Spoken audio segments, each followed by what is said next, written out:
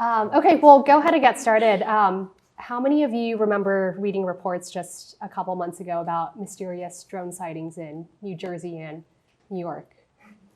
Can someone describe what happened then? I don't remember many of the specifics, but people were getting concerned that there were some foreign government was flying drones in New Jersey and spying on U.S.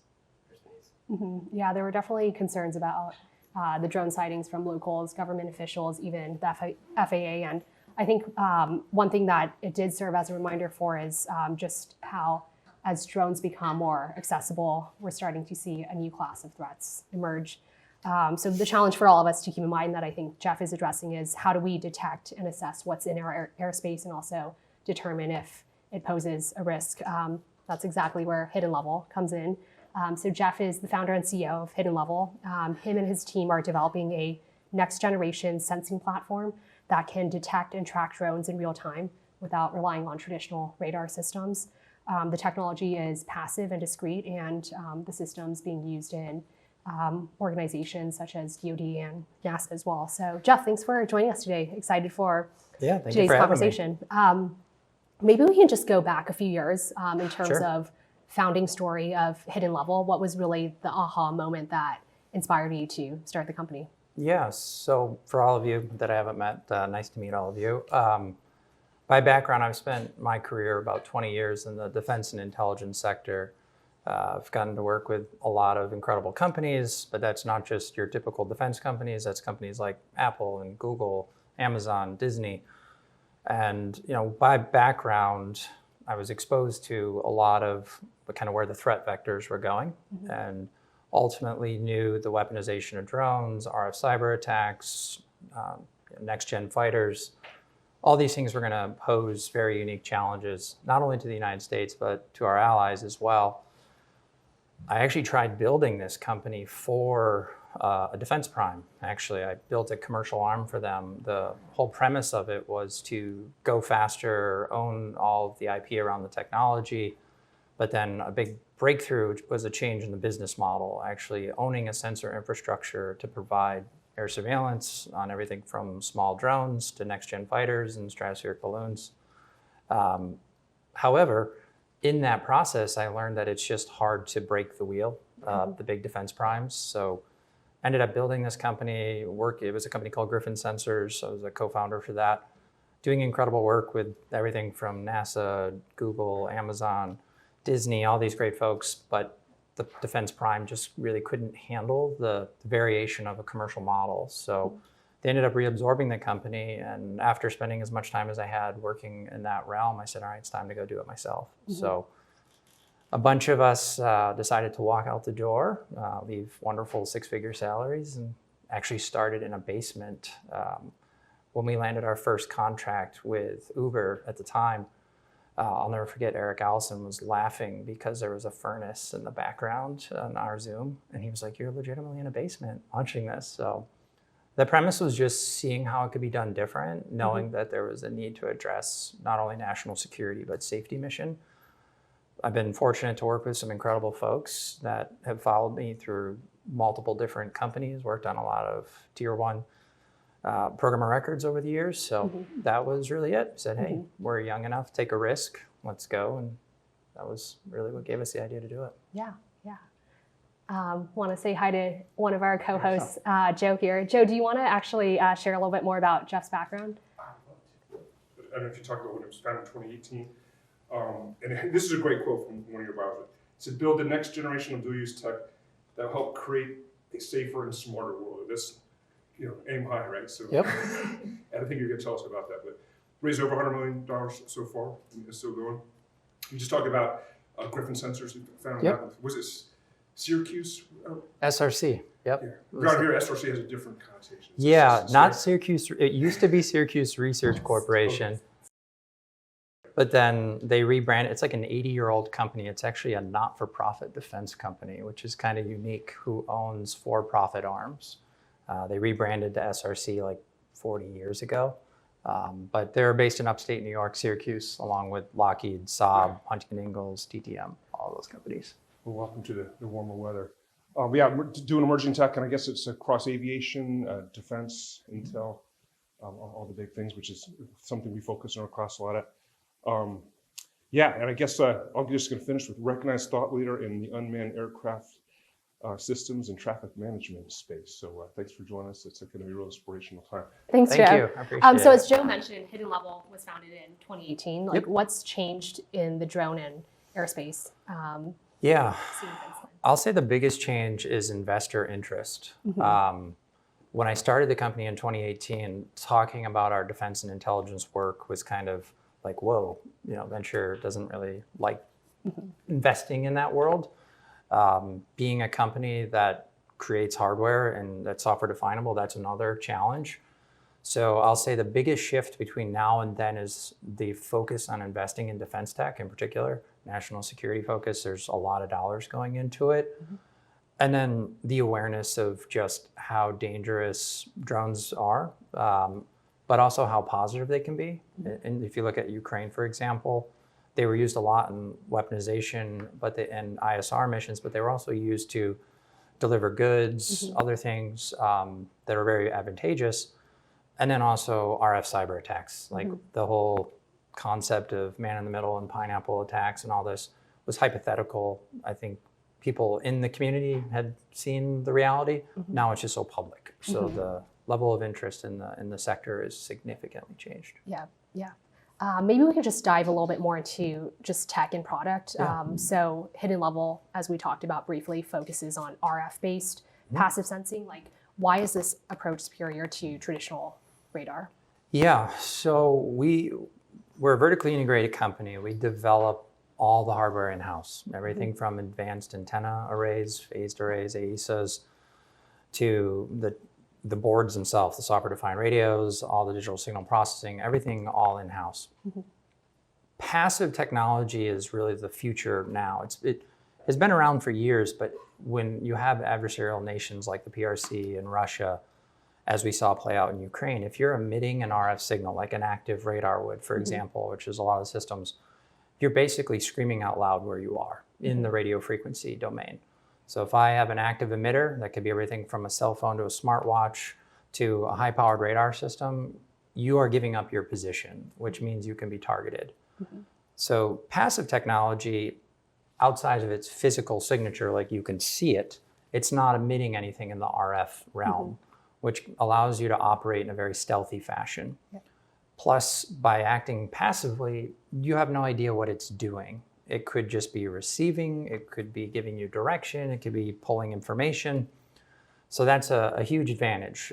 You don't know what it's actually doing, per se. The breakthrough for us is we combine electronic warfare capabilities and passive radar together into these form factors. So what we do is we monitor radio frequency in the environment, triangulate where emitters are of interest, which tells you these locations, but then we also are able to utilize RF emissions from other sources to illuminate targets that are not emitting. So that's the radar side of it, passive radar. And that was a huge breakthrough for us in the technology, was bringing something like this to life that can do multi-mission in a unique form factor, and then the business model of also providing it as a service. So. But that's the big nature around passive is not giving up your position, not allowing people to know really what you're doing. Yeah. How do you balance the need for stealth, privacy compliance, and then also just like real-time accuracy in your sensing systems? So privacy is a huge thing. In the United States, and for those of you, if you take a look at my LinkedIn, you'll actually see most recently in the hearing with the Northcom commander and then also our Golden Dome paper we just put out, the technology that they were referencing in the hearing, in the congressional hearing, was our technology. We were the technology that was deployed to handle the issue in the New England area around Stewart Air Force Base, et cetera. To operate in the United States, a big limitation is all of us, is your privacy. And federal authorities are unable to deploy technology fast and efficiently off of their physical campus. But when you have drones and all these other things that can fly from further out, it makes it really complex. And the shareholders, when you fly a drone in an active theater, the order of operations is pretty clear. If I fly a drone over this campus right now, this is an FAA issue, it's a Homeland issue, it's a Department of Defense issue, intelligence issue. you have all these stakeholders that need access to the data, but I can't be collecting on Americans. So in the manner in which we detect is very unique. We don't listen into the packet information of the RF transmissions. We look for RF disruptions and then we triangulate on them. So the unique differentiator between what we do and others is we identify just RF signals in space, nothing more than there's an emitter over there. You may want to pay attention to it. This one's airborne, this one's ground-based.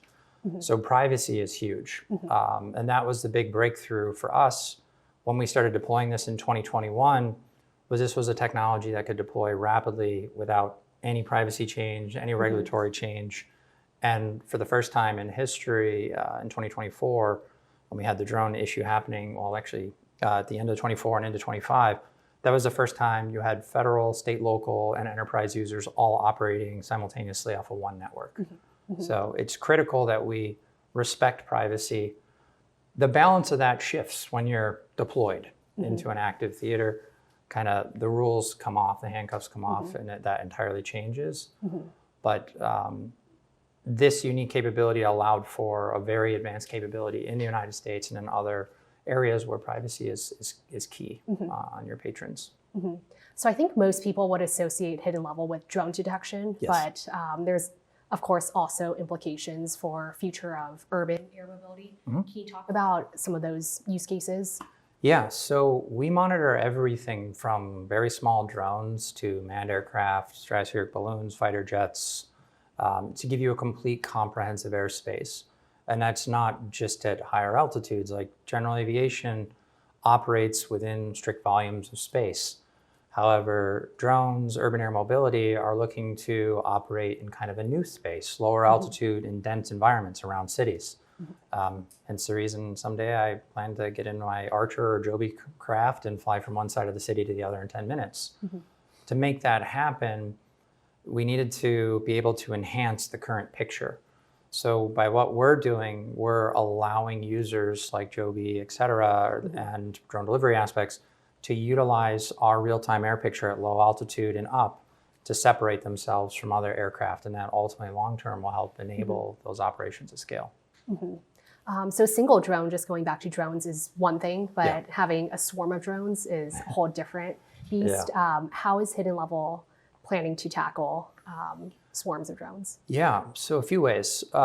Being multifunction, we have the ability to listen if a drone has an RF emission, which can tell you information on everything from does it have a remote ID transmitter, what type of drone it is, or not. And if it's not transmitting anything, then we're using the passive radar.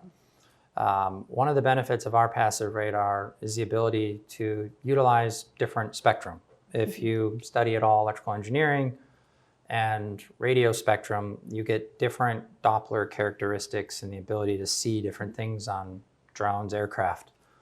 So we give our users a very unique ability to get as much information as we can between the passive radar and the RF side of it to say, is this a lot of drones? How many? What kind of characteristics are they based on their radar cross-section or different kind of signals they're giving off by disruption of RF, down to the remote ID transponder, ADSB, et cetera. And that's really important in swarms. Swarms are an ever-changing thing and creating a huge risk to national security. Actually, PRC just demonstrated a very unique drone swarm capability. So having the flexibility of the different modes, running them simultaneously, has given the United States and our allies a much better capability. And then also just as more devices and vehicles are using RF communication, like how do you stay ahead of challenges like spectrum congestion and just maintaining? So counter to what most people would think, we love congestion. Okay. The more RF, the better for us. So we cover a pretty broad frequency. We're able to do some very unique things on how we channelize RF energy. So congestion actually helps us. It also forces people to, so for most people, congestion creates issues. They have to either move to different frequencies or shift around. For us, it just allows us to see a lot more, utilize that congested energy to illuminate things with our passive radar. So we actually like congestion, and the way in which we identify RF signals, we're non-library based. So unlike systems that have to know what they're looking for, we're looking for new things that are popping up. So it's kind of what's the state of normal and what's the change, which for us, again, congestion is great. What about spectral weather? Like, how is that affecting your system? So it's actually a whole nother product offering of what we do. So through our infrastructure, we're offering two different services. One is air surveillance capability, allowing you to see all the things that are flying around. The other is spectral weather. So as we are monitoring congestion, we're helping people optimize their use of RF spectrum. So spectral weather is actually a very unique driver of creating Hidden Level was how can we help people optimize RF? Every one of you probably has a phone or relies on other type of wireless technology. We're trying to help optimize that so we can utilize more of the spectrum and more efficiently. So it's actually something quite nice about what we do, and actually RF is great for us. Yeah. So maybe we could dive more into go-to-market in terms of how did you land your first customer? Like today you have NASA, DoD using the product, but how did you land your first customer? When did you know that the product really clicked and you had that product market fit? Yeah, so this is a unique benefit we had as a team. We're a little over 110 people now as a company. When we started it, there was a handful of us. Out of the company, most of the senior leadership has worked together for almost 2 decades. So we had quite a track record of delivering this type of technology, multiple program of records, and working with the commercial entities. So when we started the company, we landed our first contract in 30 days with NASA with nothing outside of they knew the team and the track record. The DoD, we had been working with the program office prior, and we were basically hitting walls with the previous company as far as what they wanted us to do and what the customer actually needed.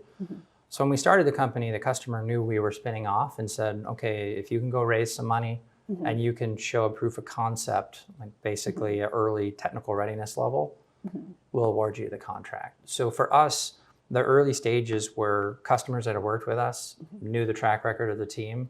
The big thing was, can you go raise the money?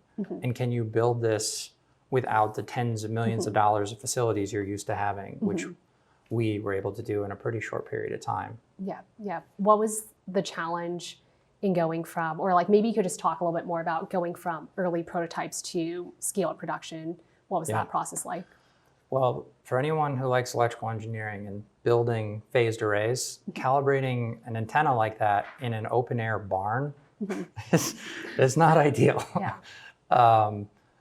However, as a team, we've got some incredible RF folks, and early on, we were able to use simulated calibration, but that was never going to scale. With our program of record now with the U.S. Army, having to produce hundreds of units, there's a fundamental limitation. So for us, not only did we bring incredible, technologists around, but my VP of operations has worked with me for years, has scaled multiple operations and production. She joined the team and right away started laying the groundwork for our production facility. So we invested quite a bit in anechoic chambers and other things like that, so that when we were getting our program of record and DoD did its inspection, they were like, you are fully set to deliver at scale. That was the hardest part though, those investments were millions of dollars, raising the capital to build those facilities. And that's what enabled true production scale.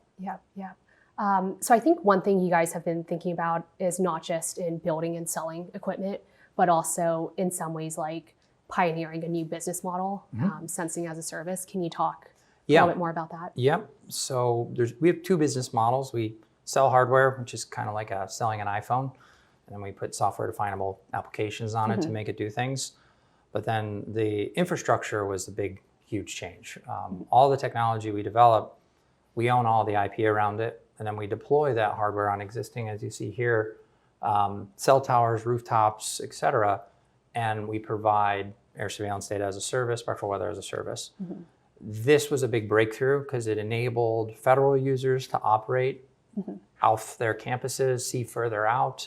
And it also allowed for us to not only feed into government networks, but into commercial networks simultaneously. So people were able to reference both aspects of the data. I can give an example where at Stewart Air Force Base, we had a drone launched at night, almost collided with a military aircraft. That data was feeding directly to government officials, federal users, and then state and local EMS. Within 7 minutes, the alert went off that once it broke into restricted airspace, and the police were already there. In under 7 minutes, they had arrested the guy, which was huge. So that data as a service was the first time, as I mentioned, that in the United States, multiple users could operate simultaneously and share the workload really quickly.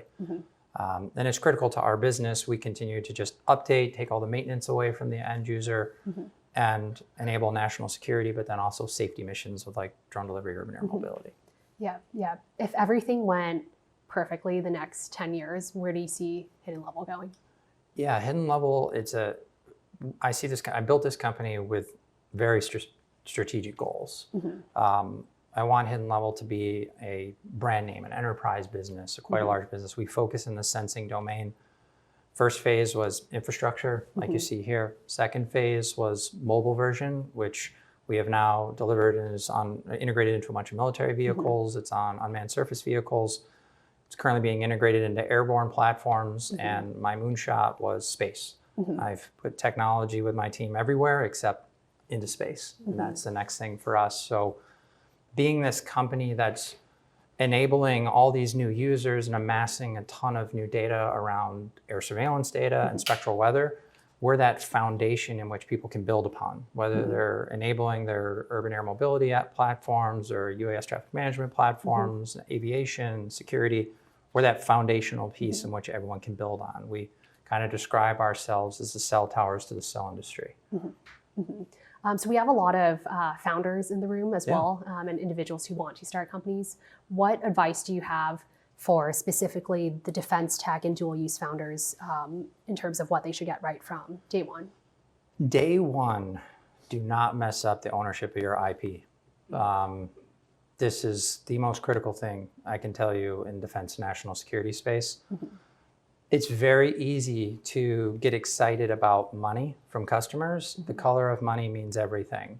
And what I mean by that is, I was talking to a founder earlier today about taking R&D funding.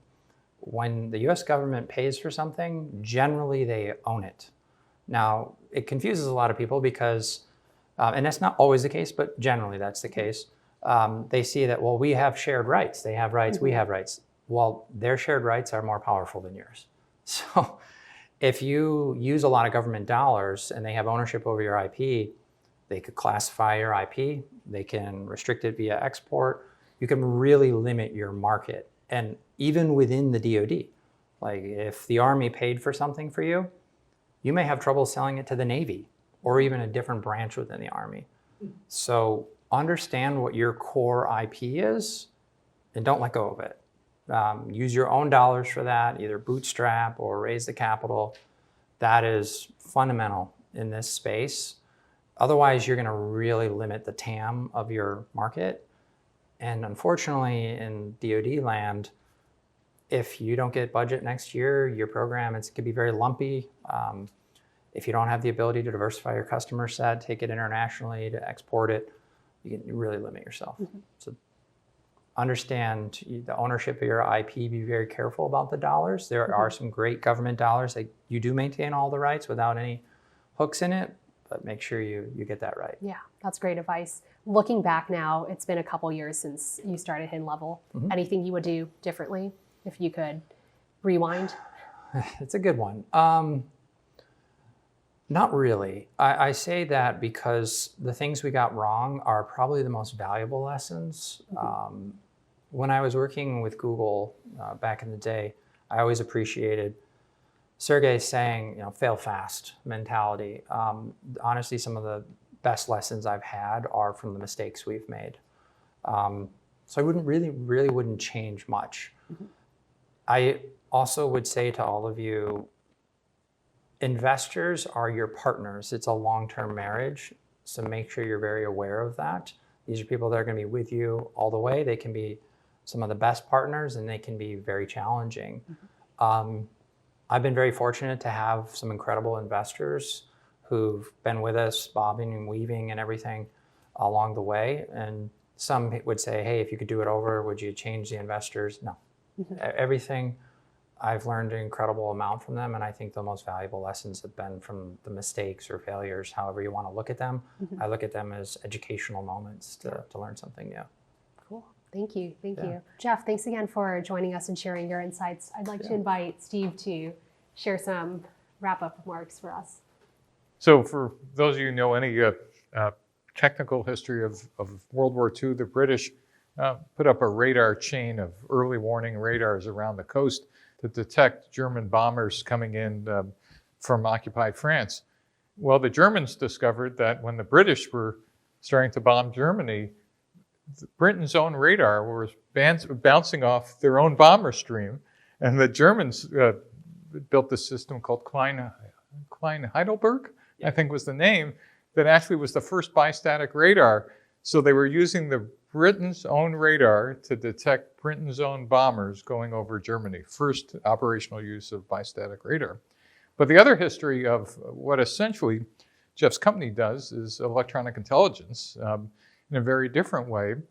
One of the founding members of Silicon Valley, and certainly at Stanford, was a guy named Bill Perry, who started a company called ESL, which was the first use of computers for the National Security Agency and other parts of the national security establishment.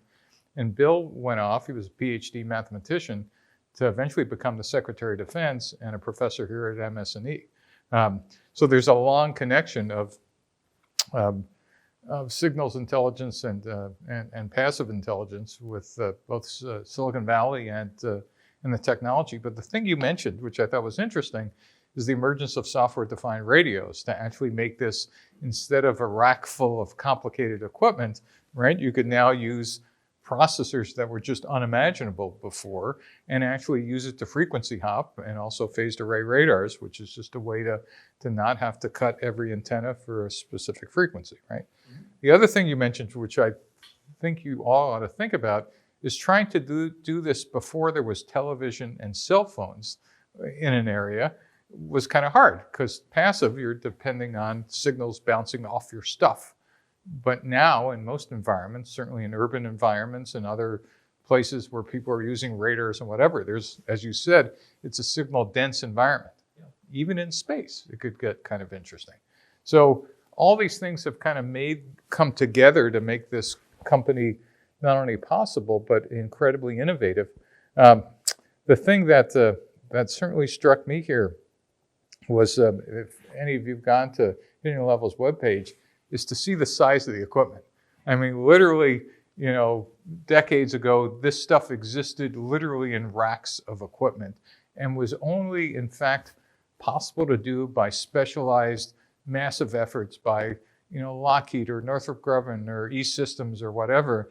And now 2 guys with a coffee can have figured out how to pull this off. And so you could imagine the customers in the military probably include security, just guessing, people like NSA and other intelligence agencies, plus the arms of other DoD branches. But the civilian stuff, I think, was very interesting, because does anybody know what the altitude limit is right now for drones? Anybody know? You know. What is it? 400 feet. Right, why? Well, anything above that is you start getting into direct interference with inbound Right. airspace. Because we can't track them, right? Can't track them. They don't have ADS-B out and whatever. At least. Can't see much below 2,000. Right, and the idea is be able to allow drones to go, what is it called, beyond visual air, BV loss. Yeah. BV loss. So having an ability to passively track this, not just the small things, but the big things like the Elroy Airs and the other ones, the Jobies and the whatever, that want to actually make a business out of this are kind of dependent on companies like this. The problem is, and this is an exercise for the class, is think about who would pay for this stuff. So somebody said intelligently, like, why isn't the civilian thing the first application? Well, you could imagine it would be, but who's going to write the check? Whereas the DoD, I assume, and others will write checks now because it solves an immediate problem on either current. I thought this was an amazing presentation in that Jeff completely undersold the magic that he's created in his company. You know, how many of you are technical in the room, engineers or computer science? You should really understand the amazing amount of not only hardware, but software and magic in RF, which is also still kind of a magic craft. And a good chunk of that started here at Stanford and has now gone back and forth around the world. But you should really spend time and appreciate this amazing company that got built. So, thank you. Did I miss anything, Jeff? Any? No. I mean, I guess I'll say it. I mean, that what you see right there, that technology is the first of its kind in the world with that type of capability. It's really pretty incredible. One thing I would say to all the engineers in the room, I know you like writing in the software domain, VHDL, digital signal processing. It's old, but it's incredible what you can do in the FPGA fabric. We actually end up hiring a lot of electrical engineers who have dabbled a little bit with basically creating in MATLAB and Simulink and having it dump out VHDL, and we teach them how to write it natively. And you'd be shocked at what you can do in tiny, tiny processing. That right there literally does all of the digital signal processing and everything all internally. How big is it? That's 60 inches tall. And that was only 60 inches tall because we designed it to be that big. The more advanced one's only 30 inches tall. So I worked on a room full of stuff that did that. Yeah. And it's just amazing to see what you've done. So congratulations. Thank you.